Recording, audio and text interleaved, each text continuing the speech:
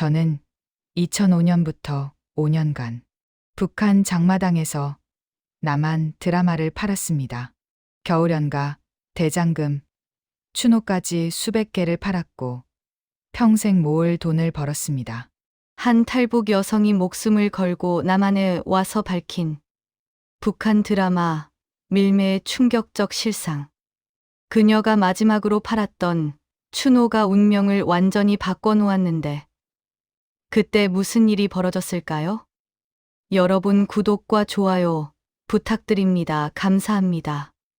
2005년 봄, 저는 25살이었고 평양 근처 장마당에서 작은 장사를 했습니다. 중국산 생필품을 팔았는데 한 달에 10만 원 정도 벌었고 그걸로 근근히 살았습니다. 어느 날 중국에 사는 먼 친척이 장마당으로 찾아왔습니다. 오랜만에 만났는데 헤어질 때 작은 USB 하나를 몰래 건넸습니다. 뭐가 들었냐고 물었더니 그냥 보라고만 했습니다. 집에 돌아와 USB를 컴퓨터에 꽂았습니다. 당시 평양에는 컴퓨터 있는 집이 많지 않았지만 저는 장마당 장사하며 중국산 중고 컴퓨터를 하나 장만한 상태였습니다. 파일을 열었는데 영상이었습니다. 제목이 겨울연가였고 남한 드라마라고 적혀 있었습니다. 처음엔 무서웠습니다. 남한 영상물을 보다 걸리면 정치범 수용소에 갈 수 있다는 걸 알고 있었기 때문입니다. 하지만 호기심이 이겼고 문을 잠그고 볼륨을 최대한 낮춘 후 재생 버튼을 눌렀습니다. 충격이었습니다. 깨끗한 거리, 높은 건물, 자유롭게 웃는 사람들, 화려한 옷차림이 눈에 들어왔습니다. 배우 배용준과 최지우가 나왔는데 너무 잘생기고 예뻤으며 무엇보다 자유로워 보였습니다. 사랑 이야기였는데 정치나 김일성 찬양 같은 건 하나도 없었고 그냥 사람 사는 이야기였습니다. 밤새 16회를 다 봤습니다. 해가 뜰 때쯤 마지막 화가 끝났는데 멍했습니다. 남한이 이렇게 발전했고 자유로운 곳이라는 게 믿기지 않았습니다. 우리는 매일 남조선이 가난하고 미제의 식민지라고 배웠는데 드라마 속 남한은 완전히 달랐습니다. 다음 날 장마당에 나갔습니다. 옆 가게 아주머니가 말을 걸었는데 그분도 장사가 안 돼서 힘들다고 했습니다.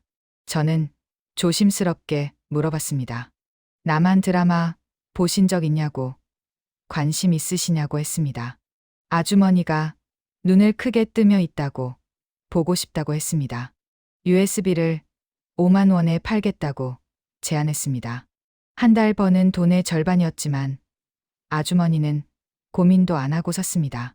집에 가서 몰래 보겠다며 가방에 숨겼습니다. 제 손에 5만 원이 쥐어졌고 하루 만에 번 돈이었습니다. 그날 밤 생각했습니다. 이걸로 돈을 벌 수 있겠다고 중국 친척한테 더 구해달라고 하면 되겠다고 위험하지만 돈이 너무 좋았습니다. 그렇게 남한 드라마 밀매가 시작됐습니다. 2005년 여름부터 본격적으로 시작했습니다. 중국 친척한테 전화해서 USB를 더 구해달라고 했고 한 달에 10개씩 보내달라고 부탁했습니다.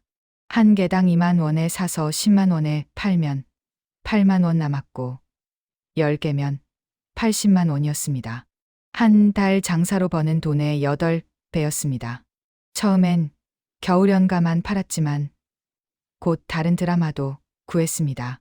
대장금이 제일 인기였는데 이영애가 나오는 사극이었고 요리와 의술 이야기였습니다. 간부 부인들이 특히 좋아했습니다.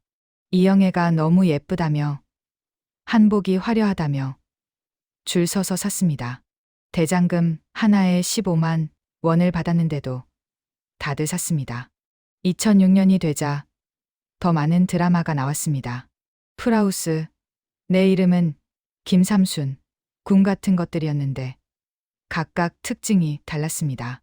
프라우스는 송혜교와 비가 나왔고 김삼수는 평범한 여자 이야기였으며 궁은 왕자와 평민 소녀 이야기였습니다. 손님들이 취향에 따라 골랐고 저는 다양하게 구비했습니다. 2007년 커피 프린스 1호점이 나왔을 때 대박이 났습니다.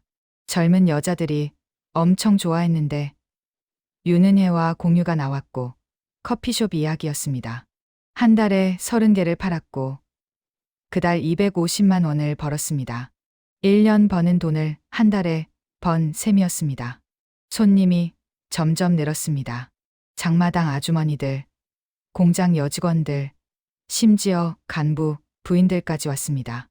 입소문이 났고 평양 시내에서도 찾아왔습니다. 저는 장마당 한쪽 구석에서 작은 가게를 운영했는데 겉으로는 중국 생필품 가게였지만 뒤에서는 USB를 팔았습니다. 하지만 조심해야 했습니다.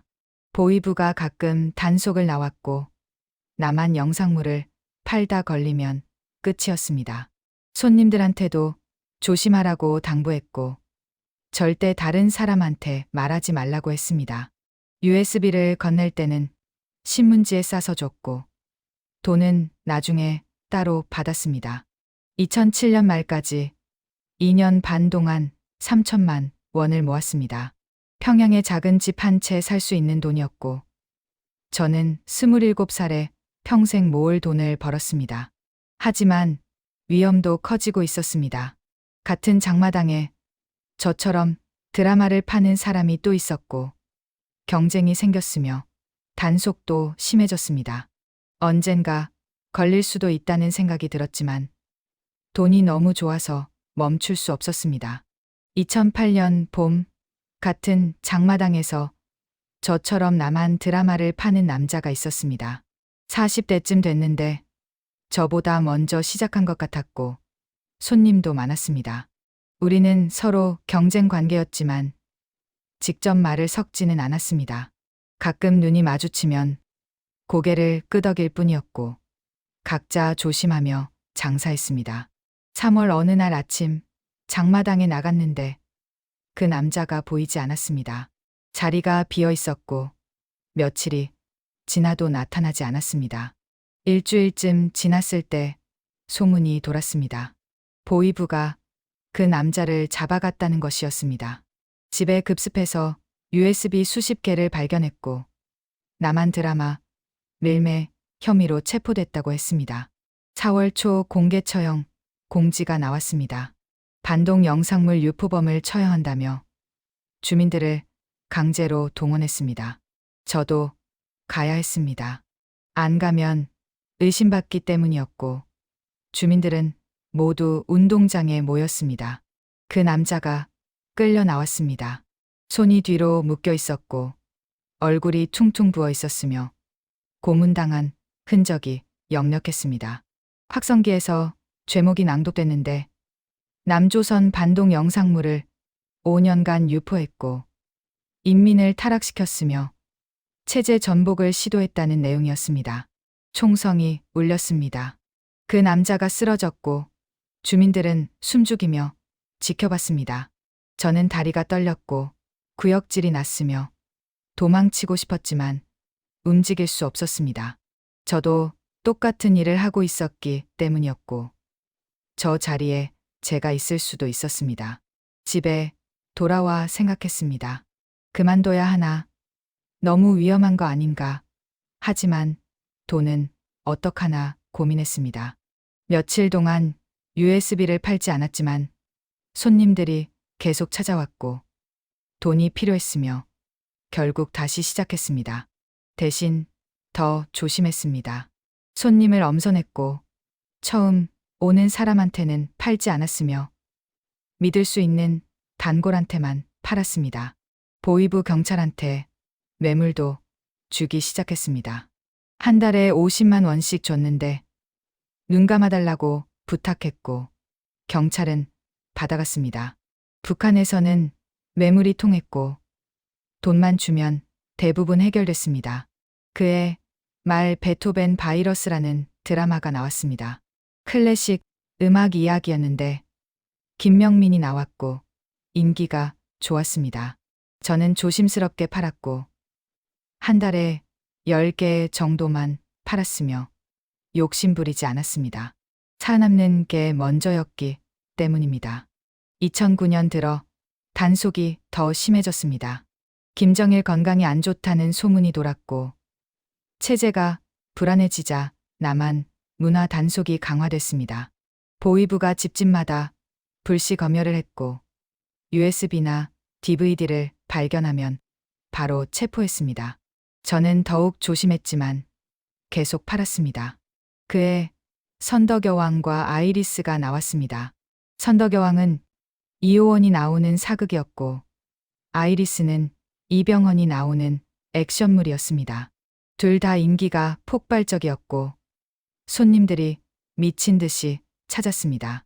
저는 위험을 무릅쓰고 많이 팔았고 한 달에 40개씩 팔았으며 300만 원씩 벌었습니다. 9월 어느 날 단골 손님 한 명이 보위부에 잡혔습니다. 30대 여자였는데 집에서 아이리스를 보다가 이웃한테 신고당했습니다. 보위부가 그 여자를 신문했고 어디서 샀냐고 물었으며 고문했습니다. 결국 그 여자가 제 이름을 댔습니다. 이틀 후 보위부가 제 집으로 왔습니다. 다행히 친구가 미리 전화로 알려줬고 저는 급히 도망칠 수 있었습니다. 집에 있던 USB 수십 개와 돈 2천만 원을 가방에 넣고 뒷문으로 나갔습니다. 보위부는 10분 후에 도착했고 빈집만 발견했습니다. 기차를 타고 함경북도 시골로 갔습니다. 먼 친척이 거기 살았는데 사정을 설명하고 석 달만 숨겨달라고 부탁했습니다. 친척은 위험하다며 거절했지만 제가 100만 원을 주자 받아줬습니다. 지하실에 숨어 지냈고 밖에 나가지 않았으며 매일 두려움 속에 살았습니다. 그동안 중간 사람을 통해 보위부와 협상했습니다. 뇌물로 무마하겠다고 제안했고 1,000만 원을 주겠다고 했습니다. 엄청난 돈이었지만 목숨을 살 수 있다면 싼 거였습니다. 보위부는 받아들였고 돈을 받은 후 수사를 중단했습니다. 그 여자도 풀려났고 사건은 마무리됐습니다. 12월 평양으로 돌아왔습니다. 하지만 완전히 안전한 건 아니었습니다. 보위부가 저를 계속 감시했고 가끔 집에 찾아와 확인했으며 언제든 다시 잡아갈 수 있었습니다. 저는 조용히 지내야 했고 USB 장사를 대폭 줄였으며 한 달에 5개만 팔았습니다. 그해 말 통장을 확인했는데 5천만 원이 남아 있었습니다. 1,000만 원을 뇌물로 썼지만 여전히 큰 돈이었고 이제 그만둬야 한다는 생각이 들었습니다. 하지만 마지막으로 한 번만 더 하고 싶었고 2010년 한 해만 더 하면 1억을 모을 수 있을 것 같았습니다. 2010년 1월 새로운 드라마가 나왔습니다. 추노라는 제목이었는데 조선시대 노비 사냥꾼 이야기였습니다. 장혁, 오지호, 이다혜가 나왔고 액션이 엄청났으며 스토리가 흥미진진했습니다. 중국 친척이 보내준 걸 먼저 봤는데 제 인생 최고 드라마였습니다. 손님들한테 추노 얘기를 했더니 다들 사고 싶어 했습니다. 인기가 폭발적이었고 북한 전역에서 추노를 찾았으며 저한테 주문이 쏟아졌습니다. 저는 마지막이라고 생각하며 중국 친척한테 100개를 주문했습니다. 한 개당 2만 원에 100개면 200만 원이었고 평생 한번 해볼 큰 거래였습니다.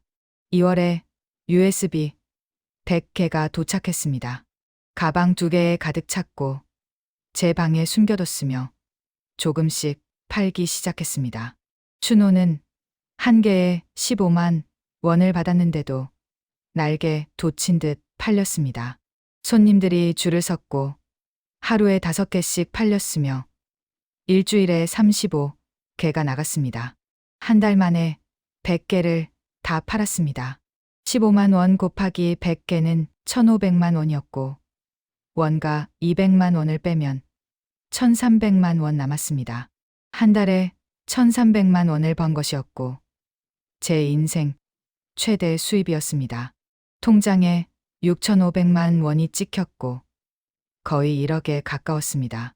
하지만 너무 많이 팔았습니다.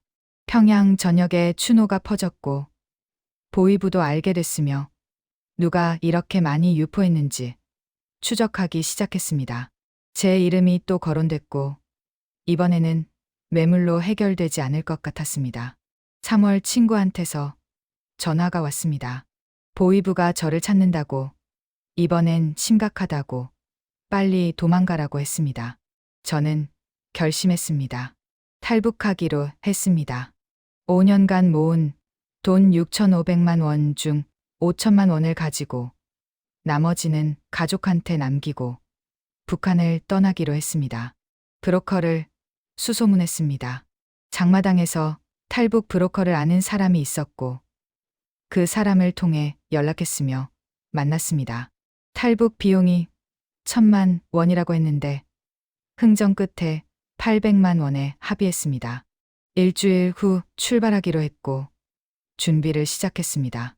집에 있던 물건들을 정리했습니다. 컴퓨터, USB, 옷가지들을 처분했고 돈만 챙겼습니다. 가족들한테 작별 인사를 했는데 중국 출장 간다고 거짓말했고 언제 돌아오냐고 물어서 모르겠다고 대답했습니다. 4월 초 마지막으로 장마당에 나갔습니다. 5년 동안 장사하던 곳이었고 여기서 큰 돈을 벌었으며 이제 떠나야 했습니다. 단골 손님들한테 작별 인사를 했고 다들 어디 가냐고 물었지만 그냥 웃기만 했습니다.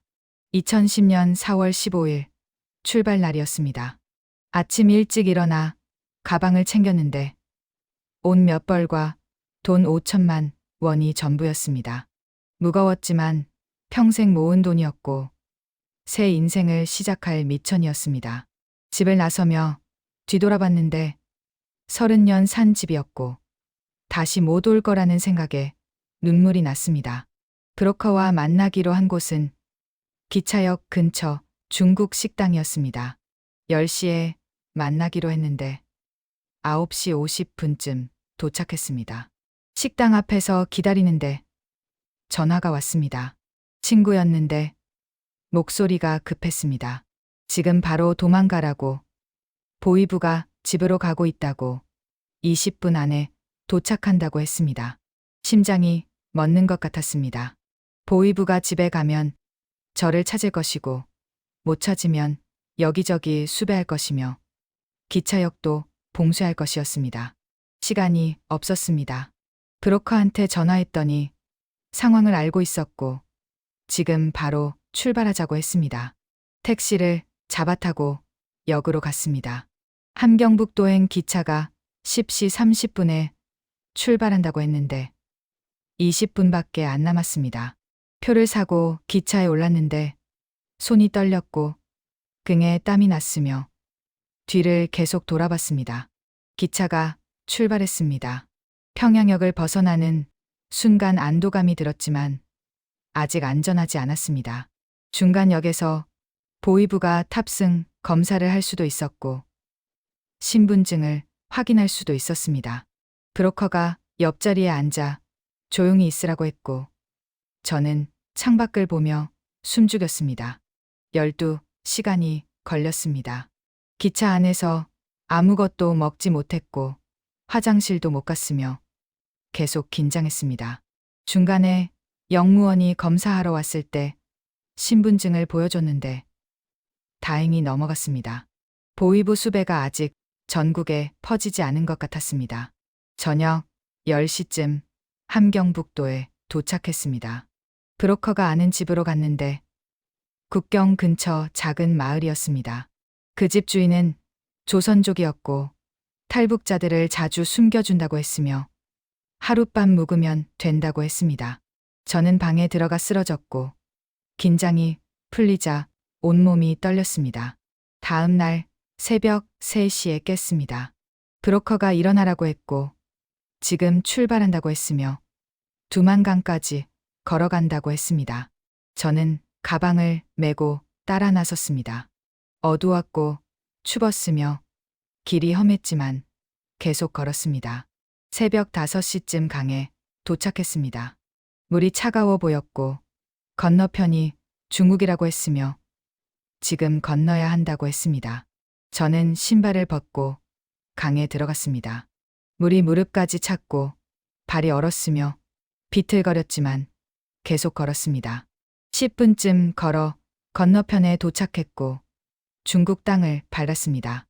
뒤돌아보니 북한이 어둡게 보였고 이제 돌아갈 수 없다는 생각이 들었습니다. 중국 조선 쪽 마을에 도착했습니다. 브로커가 아는 집이었는데 여기서 석 달 숨어 지내야 한다고 했습니다. 공안이 수시로 단속하기 때문에 밖에 나가면 안 된다고, 잡히면 북한으로 송환된다고 경고했습니다. 저는 작은 방에 들어가 문을 잠갔고 창문도 커튼으로 가렸으며 숨죽이며 지냈습니다. 지루했습니다. 할 일이 없었고 밖에 나갈 수 없었으며 하루 종일 방 안에만 있었습니다.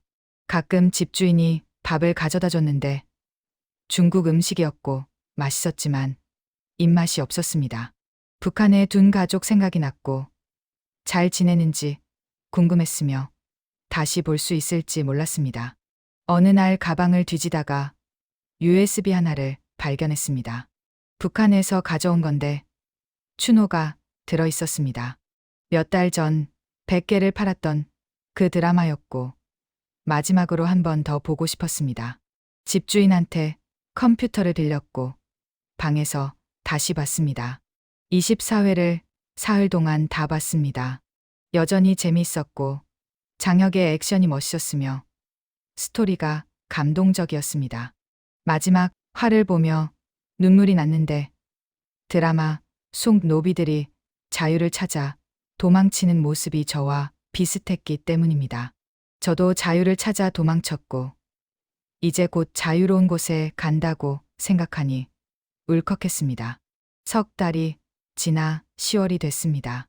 브로커가 이제 베이징으로 가자고 했고 기차를 타면 된다고 했으며 한국 대사관으로 간다고 설명했습니다. 저는 가방을 챙겼는데 돈이 4천만 원 남아 있었습니다. 브로커한테 800만 원, 집주인한테 300만 원, 식비와 잡비로 100만 원을 썼고 많이 줄었지만 여전히 큰 돈이었습니다. 기차는 12시간 걸렸습니다. 창밖을 보니 중국이 넓었고 도시가 발전했으며 북한과 완전히 달랐습니다.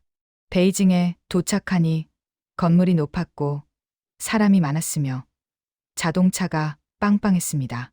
압도당하는 느낌이었고 여기가 진짜 세상이구나 싶었습니다.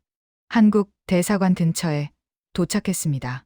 브로커가 담 너머로 들어가면 된다고 했고 경비가 있으니 조심하라고 했으며 성공을 빌어준다고 말했습니다. 밤 11시쯤 담을 넘었고 뛰어내렸으며 대사관 문을 두드렸습니다. 경비가 나왔습니다. 탈북자라고 말했더니 안으로 들어오라고 했고 안전하다고 했으며 이제 괜찮다고 말했습니다. 그 순간 다리에 힘이 풀렸고 주저앉았으며 살았다는 생각에 울었습니다. 2달 동안 대사관에 머물렀습니다.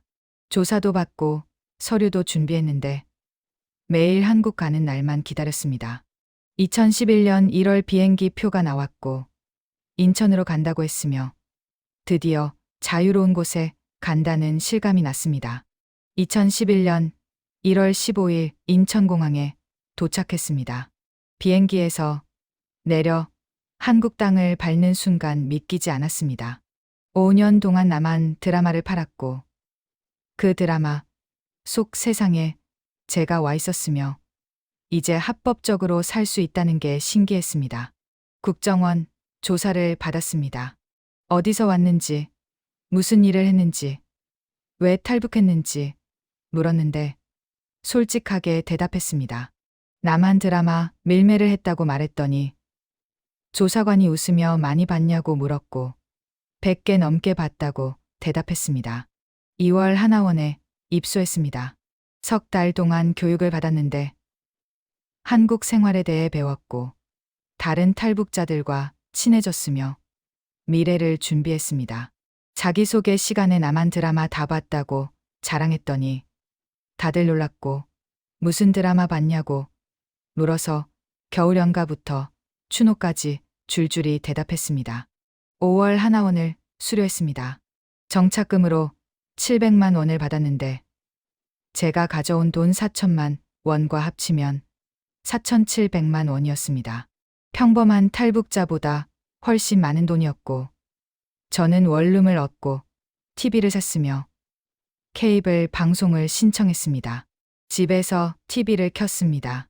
채널이 수십 개였고 드라마 채널도 여러 개였으며 재방송으로 겨울연가와 대장금이 나왔습니다. 5년 전 처음 봤던 드라마들이었고 그때는 불법으로 USB로 봤는데 이제는 합법적으로 TV로 보고 있었습니다.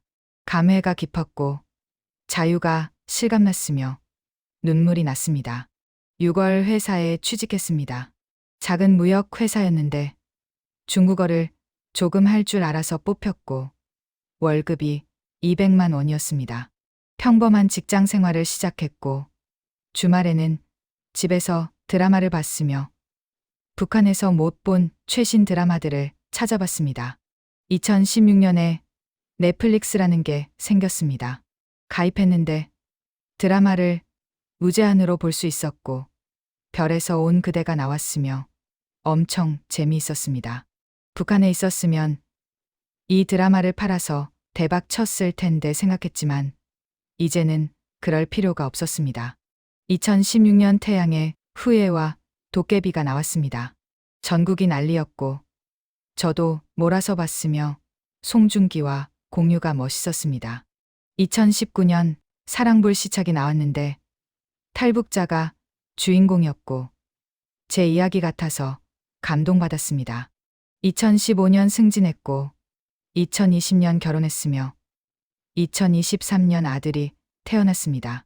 평범한 가정을 꾸렸고 회사에서 과장까지 올랐으며 한국에서 15년을 살았습니다. 지금은 2026년 1월이고 저는 46살입니다. 주말 저녁 넷플릭스를 켜고 드라마를 봅니다. 북한에서 5년 동안 불법으로 팔던 드라마들을 이제는 공짜로 합법적으로 봅니다. 자유가 이런 거구나 싶고 탈북하길 잘했다고 생각하며 감사한 마음으로 살아갑니다.